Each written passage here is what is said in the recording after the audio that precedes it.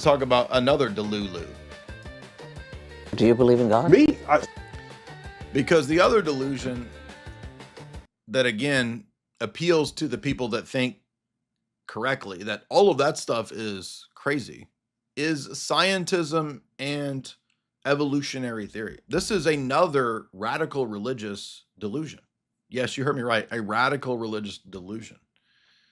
And it has its own high priests, its own representatives, its own magisterium. And we're going to let Black Science Man, and as a fellow Black Science Man myself, I can speak to this. We're going to let him tell us what he thinks. Creator? So I'm the more I look at the universe, just the less convinced I am that there is something benevolent going on. So if your concept of a creator is someone who's all powerful and all good, that's not an uncommon pairing of powers that you might ascribe to it. And I think this appeals to, by the way, because of the fact that it's very low tier and very simplistic. This is part of the reason why this gets such a wide adherence, right? I mean, if Neil deGrasse Tyson went into philosophy and went into depth, it would actually alienate and a lot of people would tune out. But when you keep it really kind of low tier, it actually has a lot more effectiveness. So he's actually pretty effective in keeping it low tier. And you'll notice that he began not with logic or argument. I mean, he's going to move into, I think, problem of evil, but he began by saying, I remain unconvinced. Well, in philosophy, that's called a psychological report, and it really has nothing to do with logic and argumentation. I mean, it's an interesting fact about you. Thank you for telling us what you find unbelievable, or what we call the fallacy of incredulity.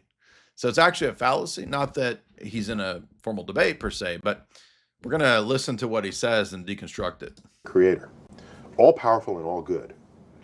And I look at disasters that afflict Earth and life on Earth: volcanoes, hurricanes, tornadoes, earthquakes, disease, pestilence, congenital birth defects. You look at this list of ways that life is made miserable.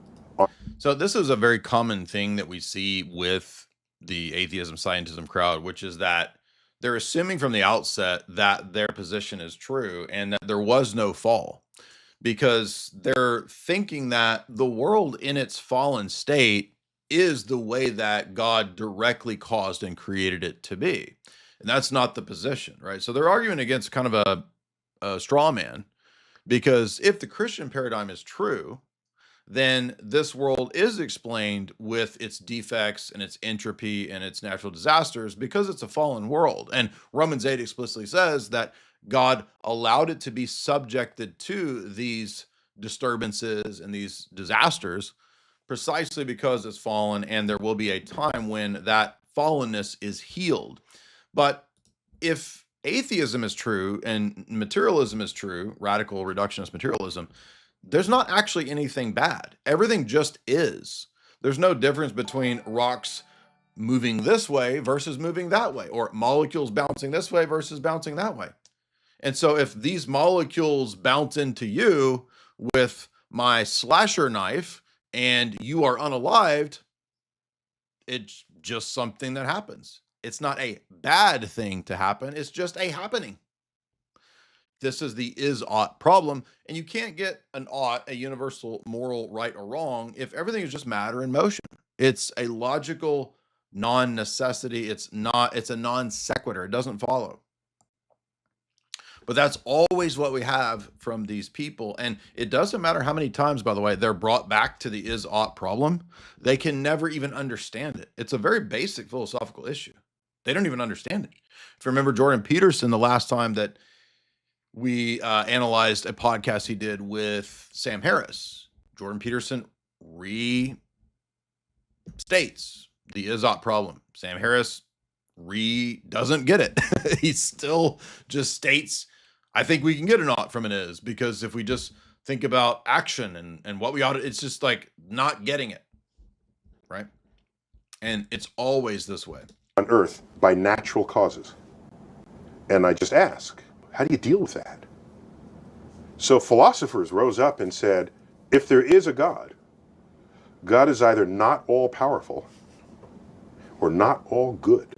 I have no problems if, as we probe the origins of things, we bump up into the bearded man. If that shows up, we're good to go.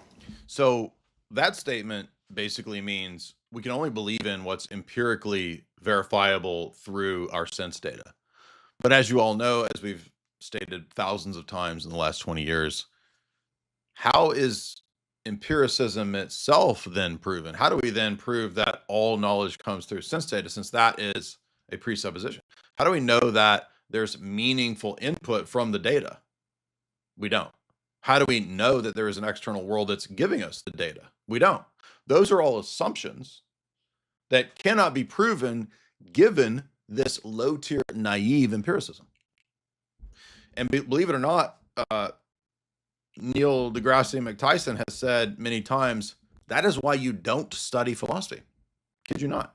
He actually says, don't study philosophy because it will raise these kinds of questions, and those are not relevant to science. So they're not relevant because science can't answer them, and science uses and presupposes things like logic, meaningful data, information theory, information science, mathematics, etc. All those things that are not empirically verified or knowable.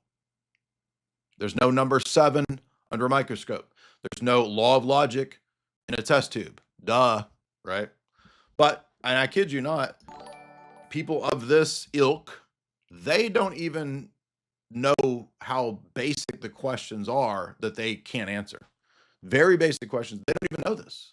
I guarantee you, he wouldn't be able to answer the Izot question if you asked him. He wouldn't know what it is. He would just say, we don't care about philosophy.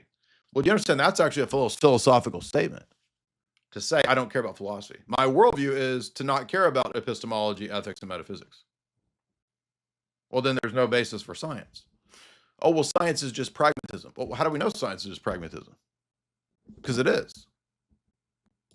Okay? Not a problem. There's just no evidence of it. And this is why religions are called faiths, collectively. How do you know there's no evidence? You would actually have to have universal knowledge to actually make a universal negative claim, which is impossible. He doesn't know and doesn't care. Because you believe something in the absence of evidence. But Neil, you also believe many, many, many things on the absence of any evidence, namely that the external world is meaningful. Because if it's not, you're not being able to talk. Can you prove under a microscope that there's meaningful data in the external world? Can you prove that words convey meaning through a microscope? No, you can't. Oh, so I guess then you don't have any basis to believe scientism, Neil. What it is. That's why it's called. Neil, do you have scientific empirical proof of the self? Oh, no? Well, then there's no such thing then as Neil deGrasse Tyson. Faith. Otherwise, we would call all religions evidence. But we don't. So, very basic Enlightenment era assumption that faith is this leap, science is evidence, when everything that I just argued in the last 5 minutes actually shows that that's not even true, even on his own criteria. He still has faith commitments to principles that underlie his scientism that he can't empirically prove. So his own system is self-refuting. For exactly that reason. So I'm given what everyone describes to be the properties that would be expressed by an all-powerful being in the gods that they worship. I look for that in the universe and I don't find it. Well, even if that were the case, let's say for the sake of argument that Neil deGrasse Tyson, as a limited empirical data machine, going out and studying all the different science facts that he has in a limited lifetime, it doesn't follow from that there is no evidence. Now, I'm not an evidentialist. I'm just saying, like, even this, we can grant this, it doesn't follow from that there is no evidence. Maybe you just never saw it, or you didn't encounter any substantial evidence. Now, I don't believe this is a good line of argumentation. I wouldn't use this in a debate. I'm just pointing out, just on a very basic, just take the claim level that he said, it doesn't follow from the fact that you didn't see it, that it doesn't exist. And he might even admit that. Okay, well, if he admits that, this is like saying, I've not actually been to China. I don't have a reason really to believe in China. Yeah, I see books about China. I see people talking about China. I haven't been to China. Maybe China isn't real. I mean, I think that's absurd, but I'm using an example of like, okay, but so in other words, just because I haven't encountered it, let me think of another example. I have never encountered a Maori tribesman. I've gone my whole life. I don't know if I've ever even seen on a video or a picture of a Maori tribesman. I know that there is such a thing, so I'm told. But I have no good reason to believe in Maori tribesmen because it's not something that I've empirically verified on Neil deGrasse Tyson's worldview here. So you see how silly this would be? And I know that you're going to say, yeah, but God is not the same as a Maori tribesman. I'm well aware of that. I'm just taking the line of thought, the train of the argument that Neil deGrasse Tyson has, and saying it doesn't follow from your limited empirical data collection that because you didn't see it, there's no evidence for it and it doesn't exist. It's just simply a total non sequitur. That's all that it means. Maybe there is a God. Maybe there isn't. But Neil's assertion has absolutely nothing really to do with proving or disproving it. It's another limited psychological report. It's like me saying, I've lived my life never seeing a Maori tribesman. Okay, thanks. So what, Jay? We don't give a shit. It's irrelevant. Does that actually have anything to do with proving or disproving Maori tribesmen? Not really.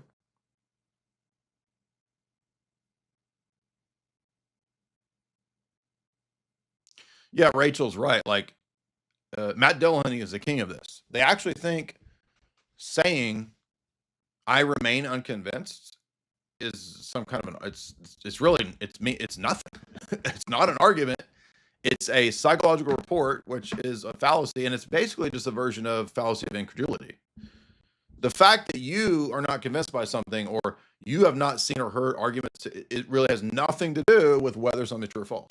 It's not an argument. But this is a massive, stupid scientism talking point that they all chirp and repeat as if it's some substantial, highfalutin, enlightening phrase. I remain unconvinced.